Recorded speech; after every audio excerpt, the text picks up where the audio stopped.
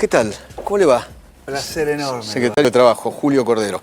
¿Cómo anda? ¿Bien? Sí, sí, acá un día bastante movido, vengo del Senado y bueno, realmente para mí fue un honor estar allí exponiendo, contestando preguntas y exponiendo los motivos por los cuales estamos haciendo esta presentación. ¿Y por qué? ¿Por qué expliquémosle a la gente, ¿por qué esta presentación? Bueno, ¿por qué esta modernización o reforma laboral?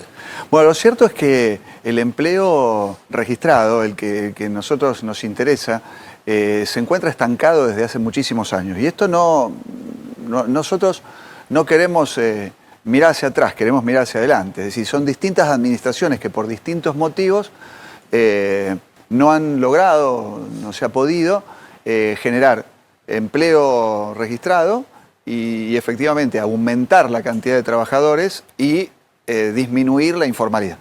Entonces, la verdad es que hace mucho tiempo se viene trabajando sobre consultas que nosotros hacemos, principalmente orientadas a las pymes y a los trabajadores jóvenes que ingresan al mundo del trabajo o que pretenden ingresar al mundo del trabajo con una mentalidad del mundo que viene, ¿no? Entonces, una vez que hemos tomado el desarrollo de todas estas cosas que nosotros fuimos tomando para los análisis, empezó un trabajo muy vasto en mesas de diálogo, donde dentro del Consejo de Mayo se trabajó principalmente con los distintos actores sociales, representantes de senadores, representantes de diputados, de los gobernadores, etc. Y se hizo no solamente desde Capital Humano, con una instrucción clarísima de la ministra Sandra Petovelo de conservar los derechos esenciales de todos los trabajadores y conseguir una instrumentación normativa donde todos ganen, sino siguiendo el lineamiento de la presidencia, del presidente Javier Milei, que marca esto en un rumbo de una Argentina nueva, completamente diferente, estabilizada, con baja inflacionaria y con un equilibrio fiscal. Entonces, bueno, se trabajó muchísimo sobre esto, se trabajaron con los otros ministerios, desde la regulación, con Federico Sturzenegger liderando también este proyecto con su equipo. Y luego participó desde ya el Ministerio de Economía, es decir, hubo un trabajo muy vasto, la Secretaría Legal y Técnica, hubo un trabajo muy vasto y se presenta esto ahora para el análisis bueno, donde corresponde, que es en la legislatura Totalmente de la Nación. Desde la oposición llaman esta ley la ley de esclavitud laboral. ¿Cómo le cae eso? Bueno, yo diría que sería la ley de liberación laboral, porque primero permite lo que hasta ahora no se permitía, y mucho menos antes de la ley bases, que es que los trabajadores que ingresan al mundo del trabajo también tengan opciones de no ser todos, si no quieren, relación de dependencia. Digo, los jóvenes principalmente no tienen todos el deseo, la vocación de tener dependencia técnica, dependencia jurídica y dependencia económica, es decir, de poner su tiempo a disposición de un empleador que si a veces no están haciendo algo en concreto, tienen que estar allí. Entonces, muchas veces ellos mismos, los jóvenes, prefieren modalidades diferentes como la del trabajo autónomo. Esta normativa viene a darle seguridad jurídica a las personas que quieren contratar tanto en relación de dependencia como en el trabajo autónomo. Y por otro lado, nosotros pensamos que no hay nada mejor que la realidad desde el punto de vista normativo. Es decir, hacer un esquema normativo que después no aplica en la realidad, o donde el primer derecho del trabajador, que es tener un trabajo, no sucede, nos parecen declamaciones que no tienen sentido. Dicen también que esta es una ley a favor de los empresarios para que puedan despedir más barato.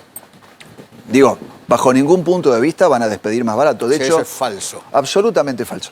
Es absolutamente falso porque, de hecho, lo único que se hace con el artículo, el 245, que es el de las indemnizaciones por despido, son modificaciones aclaratorias que buscan conservar la doctrina mayoritaria y la jurisprudencia mayoritaria del país. Es decir, simplemente lo que nosotros intentamos en la mayoría de esta normativa es evitar esas ambigüedades conflictivas que hacían que muchas personas terminen yendo a un juicio donde no gana nadie. La verdad es que no gana ni el trabajador ni el empleador.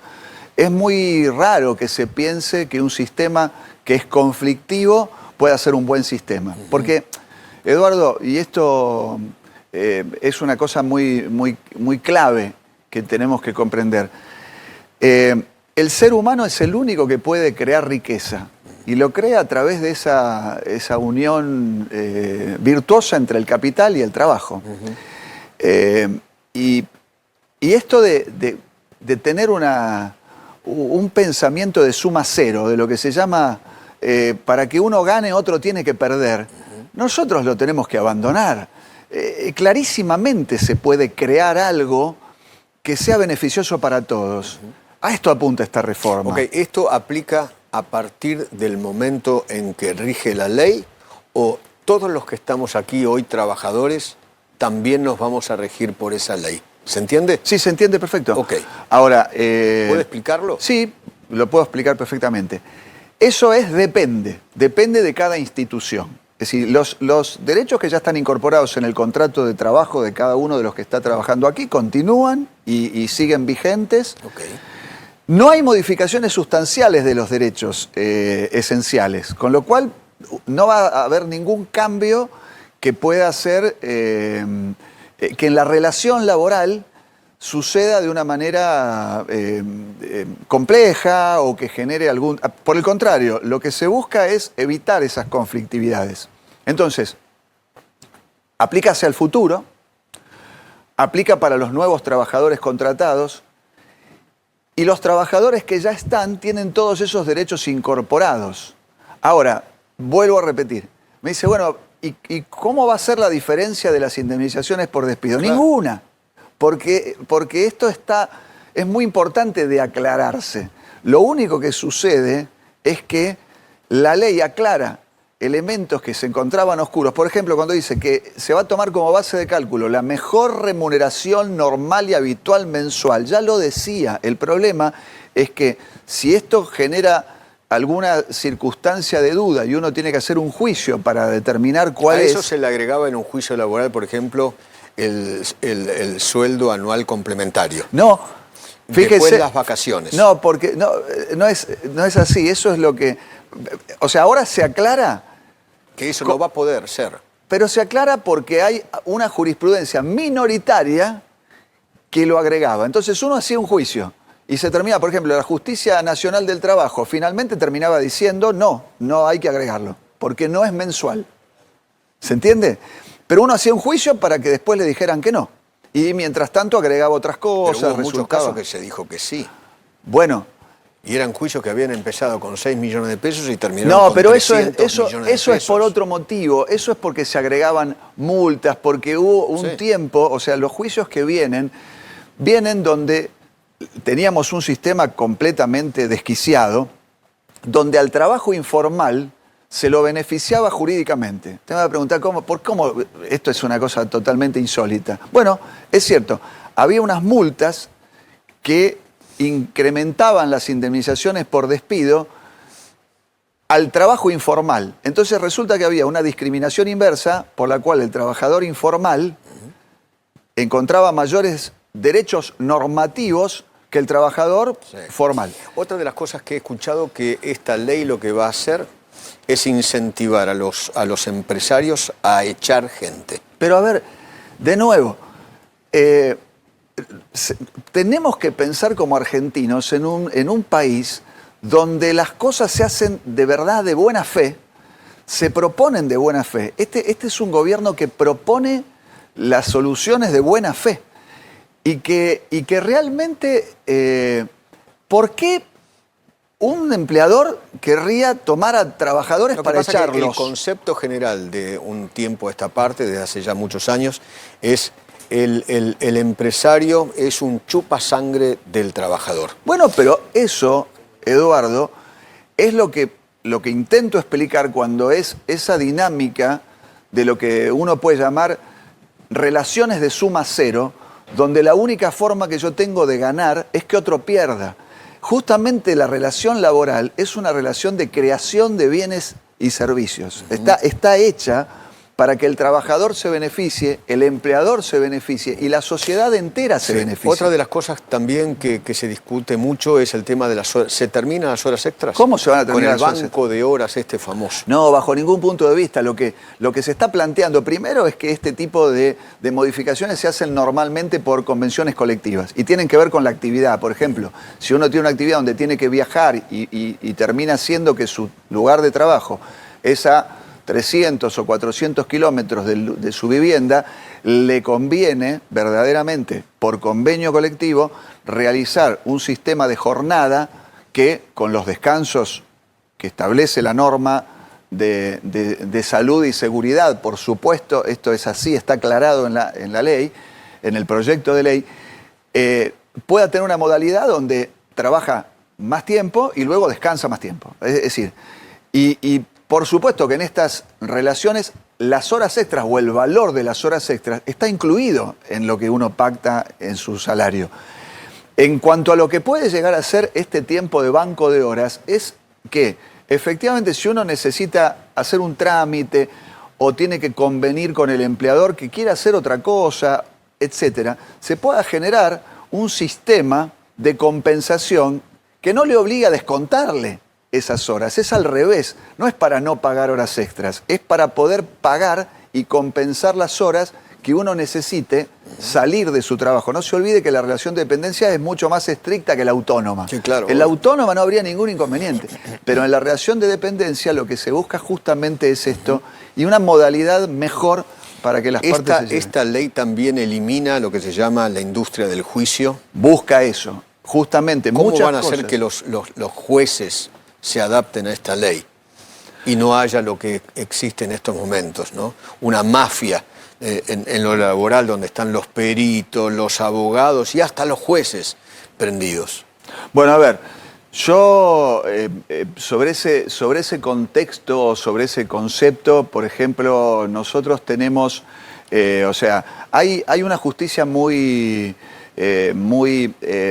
preocupada por las cosas que están pasando. Así como hay por ahí alguien no tiene preocupación, sí hay jueces y hay doctrinarios que están muy preocupados. Yo creo que muchas veces los jueces lo que decían es, bueno, yo tengo que cumplir la norma o tengo esta interpretación. Entonces, justamente lo que se busca es tratar de limitar la interpretación. La interpretación que ha llevado a desvíos, claro, obvio, y que entonces genera estos litigios y estos montos que son enormes. En cuanto a lo que usted manifiesta, perfecto, que son, o lo que vos manifestás, no hay problema.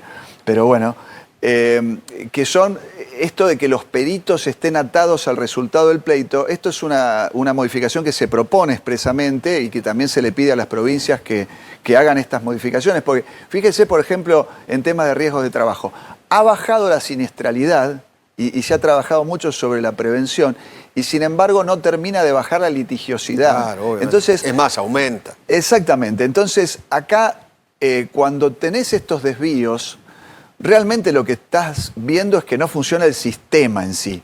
Y por lo tanto, esto es lo que se está proponiendo como una corrección normativa. Willy, querido.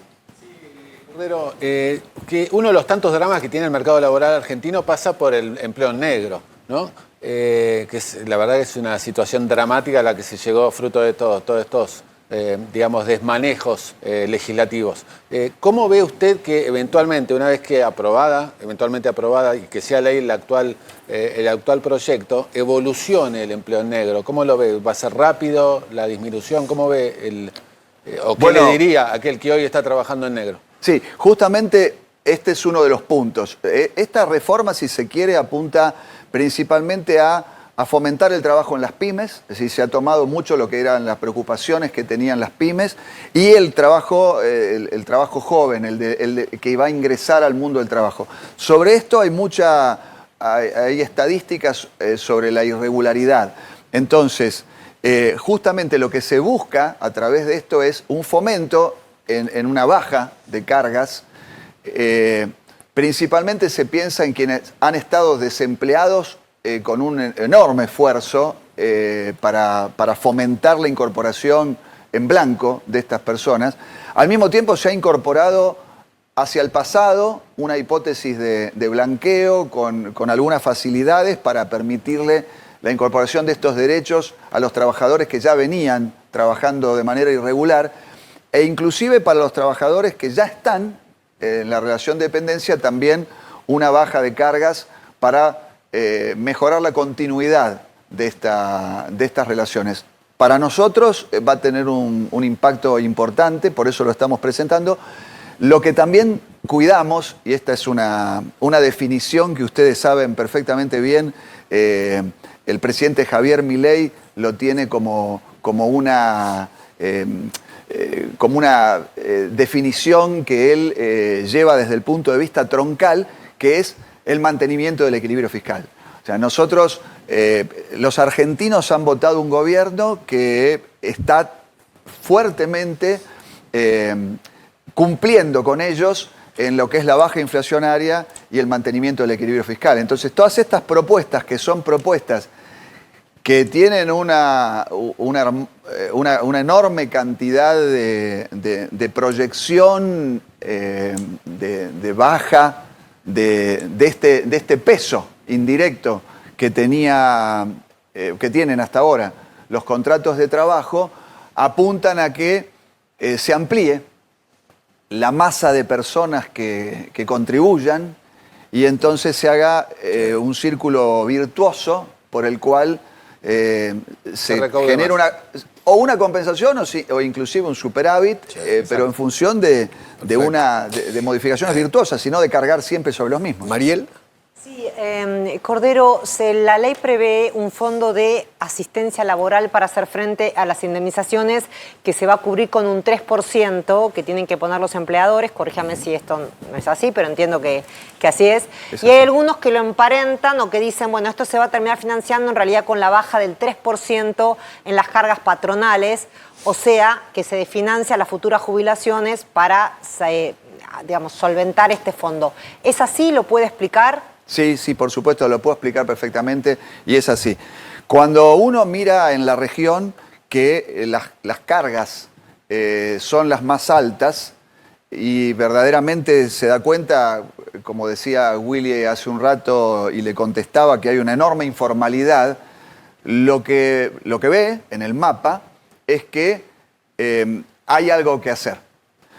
Cuando se definió qué hacer, se definió, fíjense que los aportes de los trabajadores continúan, no se tocan en lo más mínimo en este sentido, que es con lo que se calculan las indemnizaciones, se calculan con los aportes.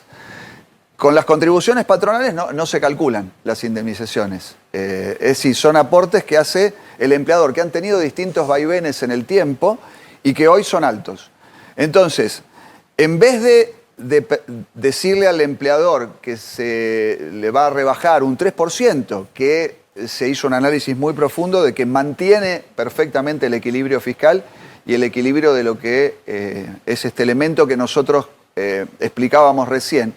Se le dice, constituya con eso un fondo al que usted pueda hacer frente cuando suceda una desvinculación, tanto porque haya una indemnización por muerte, una incapacidad total, absoluta y permanente, un despido o inclusive un mutuo acuerdo, es decir, una desvinculación por mutuo acuerdo, cuando el trabajador dice, mira, no quiero continuar o tengo otra cosa, y entonces, fíjese que el sistema es complejo porque de la renuncia, que es 0, al 100% de la indemnización por despido, hay un margen que permite muchas veces un mutuo acuerdo de desvinculación y que resulta en un sistema mucho menos conflictivo.